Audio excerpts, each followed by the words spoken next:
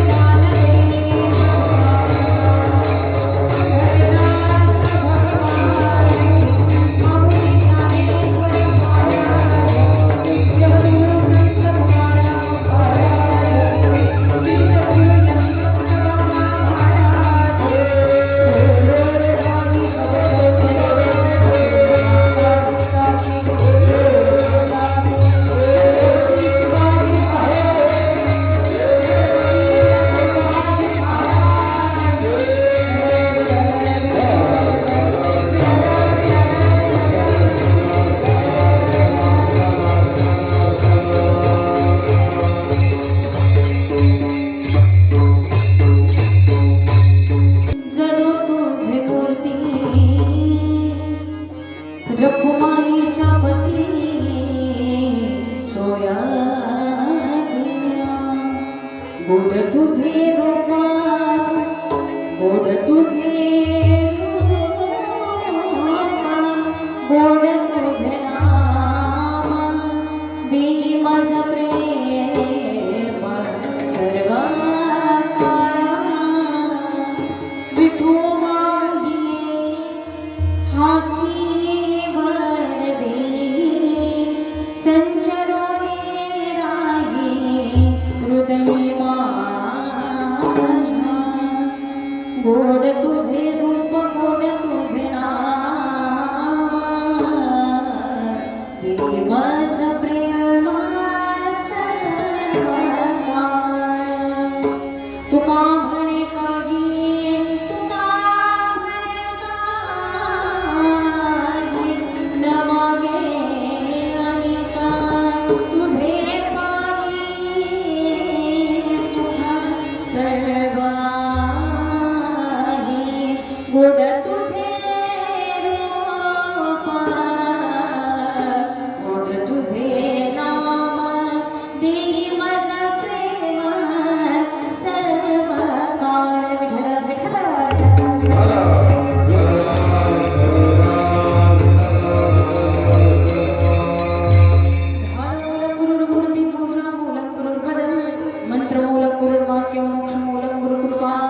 अखंड मंडलाकारं व्याप्तं येन चराचरं तत्पदं दर्शितं येन तस्मै श्री गुरवे नमः पांडुरंग गुरु प्रथम नमन दुसर चरण दत्ताच्या पांडुरंग गुरु प्रथम नमन दुसर चरण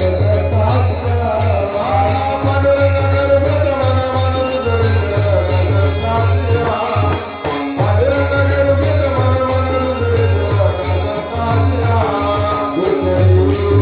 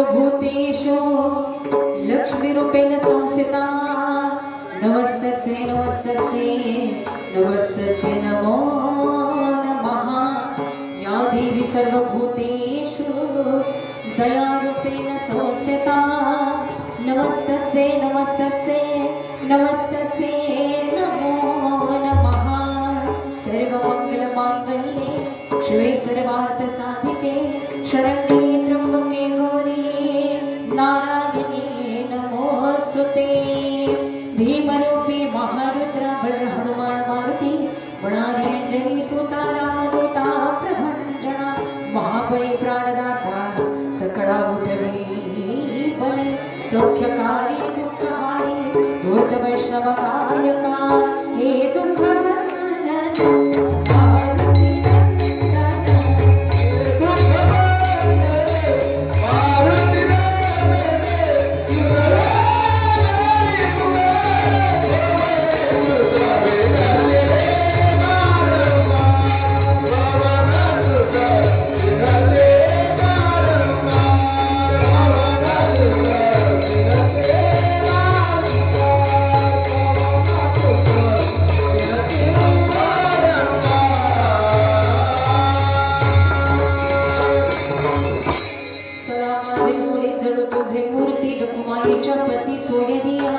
गोड तुझे रूप गोड तुझे नाम देई मज प्रेम सर्व काळ प्रस्तुत कीर्तन रूपी सेवेकरता निवडलेला अभंग. तत्पूर्वी सुंदर असं कार्यक्रमाचं नियोजन सालाबाद प्रमाणे चालत आलेला तानपुरा काळी एकचा आहे.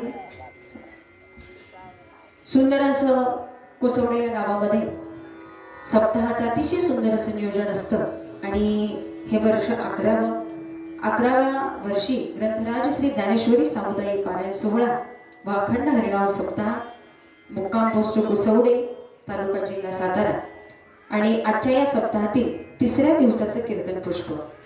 तिसऱ्या दिवसाची कीर्तनरूपी सेवा माझ्याकडं आली.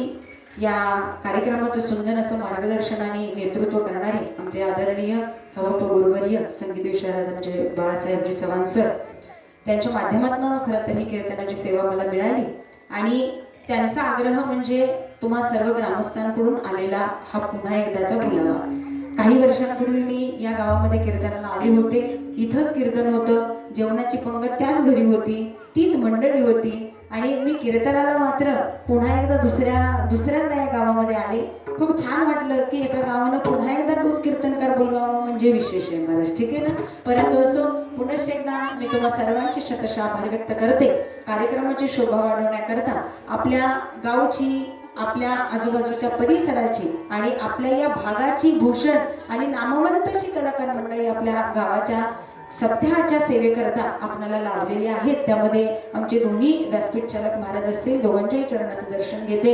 आदरणीय अप्पा महाराज असतील, राजाराम बुवा महाराज असतील, मोहन बुवा असतील, चोपदार महाराज असतील, विनयकडे महाराज असतील, मृदंगाचार्य आमचे ज्योतिराम महाराज असतील, अक्षयदादा देशमुख तेही असतील, हार्मोनियम वादक आमचे सर असतील, तबला साथ करणारे वेदांत दादा, पियुष दादा, ज्यांनी सुंदर असं शिंग वादन केलं त्याही महाराजांच्या चरणाचं दर्शन घेते.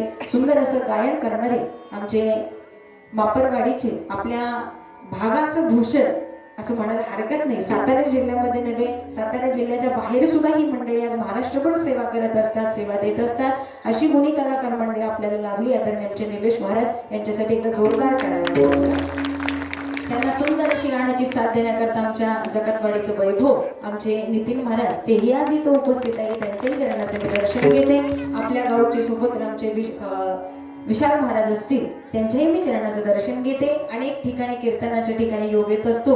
गायनाचार्य मंडळी म्हणून ही सगळी साथीला लाभत असतात, परंतु आज त्यांच्या गावामध्ये गुणशेक देण्याचा योग येतोय. मी त्यांच्याही चरणाचं दर्शन घेते. सुंदर अशी काकडा हरिपटाची साथ करणाऱ्यांचे सर्व महाराज मंडळी असतील, कीर्तन साथ करणारी सर्व महाराज मंडळी असतील, सर्वांच्या चरणाचं मी विनम्रपूर्वक दर्शन घेते. आजच्या तिसऱ्या दिवसाचं कीर्तन पुष्प आणि ज्यांचं सौजन्य आहे आमचे कैलासवासी रतन शेडगे स्मरणार्थ श्री नथू केरू शेडगे यांच्या माध्यमातून खरं आजचं हे सौजन्य मिळालं आणि त्यांच्याकडेच अन्नदानाची पंगत होती आणि त्यांनी सुद्धा खूप असं सुंदर मगाशी वर्णन करून सांगितलं. आईच्या स्मरणाप्रित्यर्थ आम्ही हा कार्यक्रम आजचा एक दिवस हा पूर्ण आमचा असतो आणि मी आमच्या परीने ही सेवा देत असतो. असो त्या कुटुंबाची सुद्धा शतशः आभार व्यक्त करते. त्यांनाही भगवंताच्या कृपेनं त्या सेवेचा मेवा नक्की मिळेल, कारण ईश्वराची केलेली सेवा ही विनामूल्य सेवा असो अन्यथा निस्वार्थ सेवा असो माईबापू त्याचं फळ नक्कीच आयुष्यामध्ये आनंद देत असतं आणि त्याची माईबापू परतफेड ही असंख्य पटीने मिळत असते. हा अनुभव ज्या त्या व्यक्तीला जाऊन विचारावा.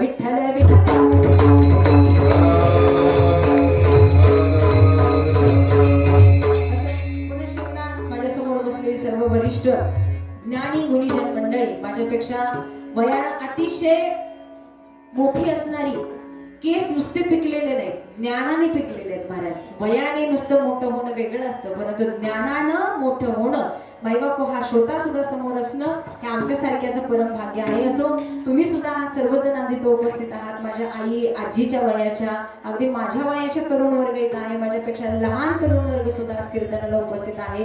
माझ्या सोबत आलेले आमचे जकातवाडीवरून आलेले सर्व विद्यार्थी मंडळ असेल, दिव्य असेल, वैष्णवी असेल, कार्तिक असेल, जे मला इथे घेऊन आले आमचे निलेश दादा, त्यांच्याही मी चरणाचं दर्शन घेते आणि पुनश्च एकदा आपल्या सर्वांची विनंती सर्वांची मान्यता घेऊन आता जास्तीचं वेळ न लावता मी माझ्या कीर्तन सेवेला प्रारंभ करते. विठ्ठल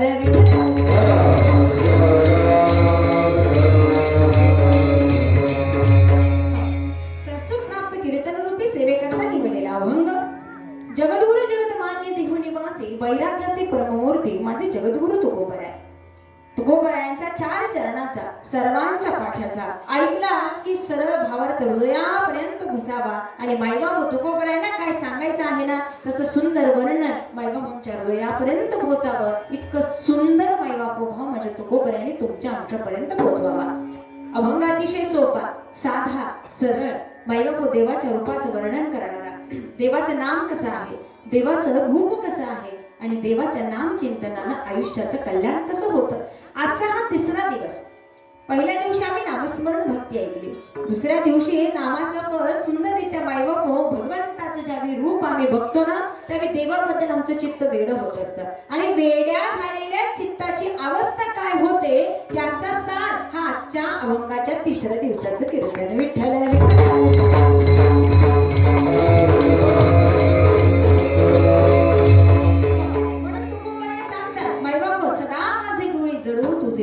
देवा नामचिंतनानं आम्ही वेळे झालो, नामचिंतन घ्यायला लागलो, देवाची मूर्ती आवडायला लागली, देवा रूप पाहिलं. परंतु ज्यावेळी या अंतःकरणामध्ये तुझं चित्त या चित्तामध्ये तुझी मूर्ती स्थिर व्हावी ना माईबापू त्याचा आनंद काय सांगावा हे मी सांगत नाही, जगद्गुरु तुकोबराय सांगून जातात. बरं सदा माझे डोळे जडून तुझी मूर्ती रूप पाहिलं देवा. आता तुझ्या जवळ एकच मागणं आहे बरं का, की अखंड या चित्तामध्ये या रूपामध्ये फक्त तू असावा. डोळे झाकले की माझा देव माझ्या समोर उभा राहावा हे माझं मागणं नाही, तुकोबरायांचं मागणं आहे महाराज. आजचा अभंग हा अनेक प्रकरणांनी आम्हाला सोडवता येतो, अनेक प्रकरणामधला अगदी छान गाभा असलेला अभंगाचा आहे बरं का. मागणी कशी असावी, उपदेश कसा असावा, देवाचं वर्णन कसं असावं, देवाची भक्ती कशी असावी, देवाचं चित्त कसं असावं आणि देवाला माईबापू आपलंच करण्याकरता आपला भाव कसा असावा अशा अनेक प्रश्नांची उत्तर आजच्या अभंगातून तुम्हाला मिळून जातात. म्हणून तुकोबराय सांगतात सदैव तुझी मूर्ती या डोळ्यामध्ये जडून राहावं. हीच एक माईबापू ही एक विनंती माईबापू माझ्या भगवंताच्या चरणी तुकोबरायांनी व्यक्त केली. विनंती व्यक्त करताना तुकोबरायांचा भाव लक्षात घ्यावा असा वाटतो, कारण ज्यावेळी एका साधकाची एका भक्ताची ती अवस्था होत असते त्यावेळी तो साधक माईबापू देवाजवळ धावा करत असतो. धावा करणारे चित्त सुद्धा हे तसंच असावं लागतं, त्याच्याकरता आम्हाला तुकोबरायांसारखं बनावं लागतं. म्हणून तुकोबराय सांगतात की अखंड माईबापू आम्ही रात्रंदिवस देवाच्या भजनात ज्यावेळी तल्लीन झालो ना त्यावेळी आम्हाला देवाच्या नामाची किंमत कळाली. देवा तुझं नाव कसं आहे, गोड तुझे रूप, गोड तुझे नाम, गोड आहे देव कसं आहे माईबापू, गोड आहे. सुंदर पिकलेला आंबा हातामध्ये यावा, सुंदर हापूस आंबा असावा. त्या हापूस आंब्याला माईबापू या बाजूने खाल्ला तरी तो गोड, या बाजूने खाल्ला तरी तो गोड, खालून खाल्ला तरी गोड, वरून खाल्ला तरी गोड. महाराज आंबा कसाही खा तो गोडच गोड. तसं देव आहे महाराज, तुम्ही तुम्ही रात्री नामस्मरण करा, दिवसा नामस्मरण करा, मिळेल त्या वेळेमध्ये नामस्मरण करा.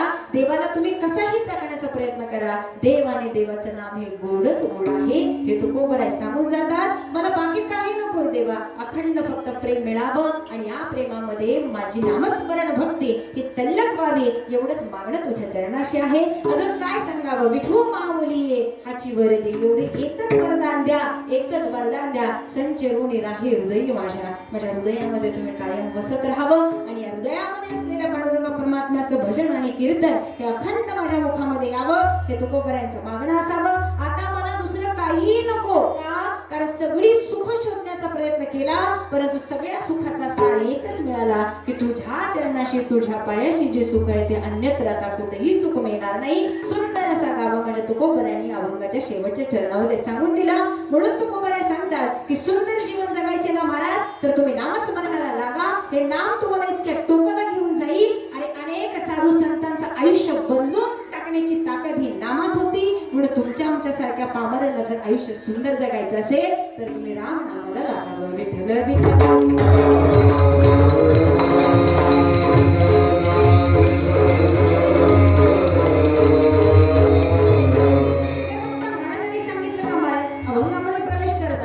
विचार करावा असं वाटतो.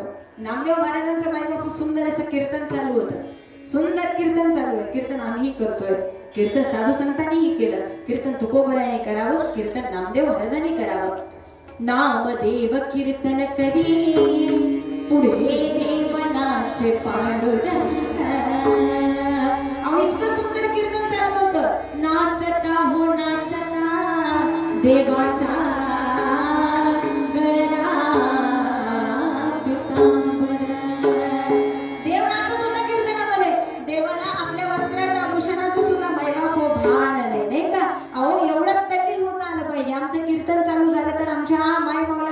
ढोलक्या मारायला सुरुवात करतात नाही का? अजून सुरुवात झालेली नाही.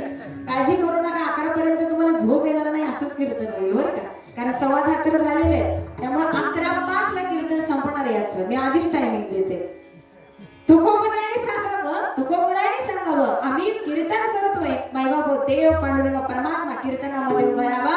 शास्त्र असं सांगतं कीर्तन चालू असेल तर मायबापू विनेकराच्या रूपामध्ये साक्षात देव पांडुरंग परमात्मा कीर्तनासाठी उभा असतो महाराज. आणि या देवाच्या भजनाकरता, या देवाच्या सेवेकरता आज तुम्ही आम्ही पामर या कीर्तनामध्ये बसलेलो आहोत. नामदेवांचं कीर्तन चालू झालं महाराज. कीर्तन चालू झालं. अनेक मंडळी मायबापू विरोध करावा. अरे देवाच्या दरबारामध्ये कीर्तन चालू आहे पण काय करावं? देवाचं मंदिर आतमध्ये, परंतु देवाची भक्ती आणि भक्ताचं प्रेम मायबापू याची गाठ आणि याची सांगड ज्यावेळी एकत्र जमते ना त्यावेळी महाराज भक्ता करता देव काही करू शकतो. मायबापू पूर्वेला असलेलं तोंड, पश्चिमेला असलेलं तोंड, मायबापू मंदिर देवाला फिरवावं आणि नामदेवाच्या कीर्तनामध्ये साक्षात हजेरी लावावी. हा महिमा आहे माझ्या तुकोबरायांच्या नामदेवरायांच्या संतांच्या कीर्तनाचा. विठ्ठल विठ्ठल.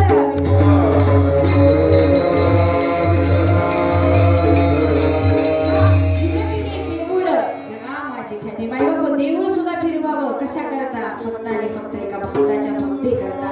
अजून काय सांगावं? अहो नामस्मरण चालू केलं ना जनाबाई फक्त विठ्ठल विठ्ठल विठ्ठल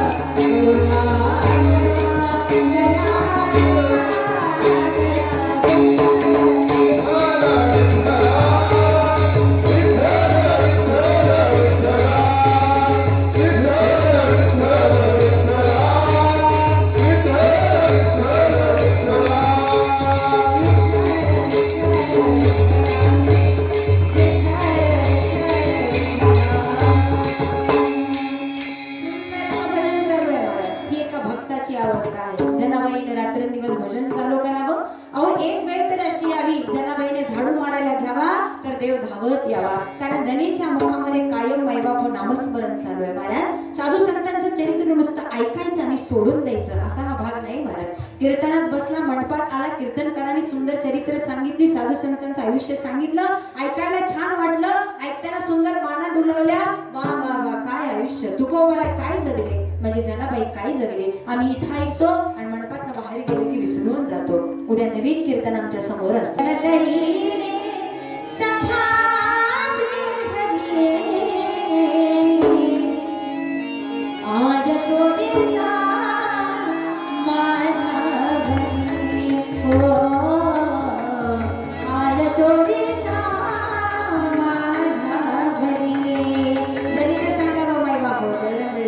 देवाने यावं आणि चोळीचा आर मात्र माझ्या जनाबाईवरती यावा. सगळ्यांना माहिती सगळं पंढरपूर एका जागी आलेलं होतं. माझ्या जनाबाईला सुळावरती चढवण्याची वेळ आली. जनाबाईला देवाला सुद्धा जाब विचारला, असा काय विठ्ठला तू केला सखा, असा काय विठ्ठला तू केला सखा, अलंकार विसरणे गेलास देवा, हो अलंकार विसरणे गेलास देवा, काय केलीस तू आळ जोडीचा माझ्या घरी, हो आळ जोडीचा माझ्या घरी. जनाबाईला उत्तर द्यावं.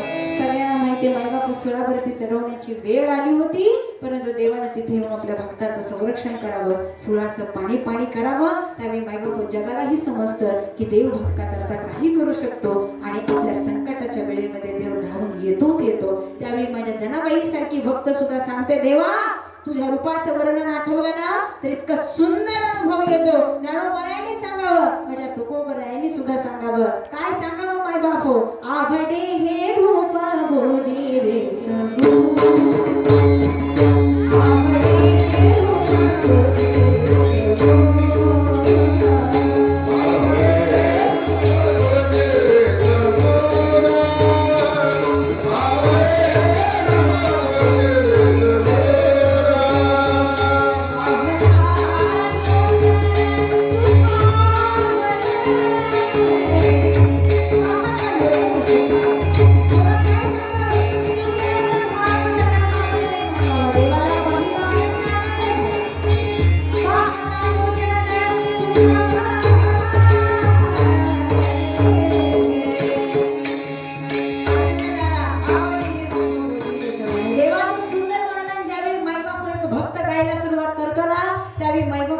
हृदय सुद्धा पाझरलं जातं का, कारण भक्ताचं हृदय सुद्धा तसं असावं लागतं बाबा. ठीक आहे ना.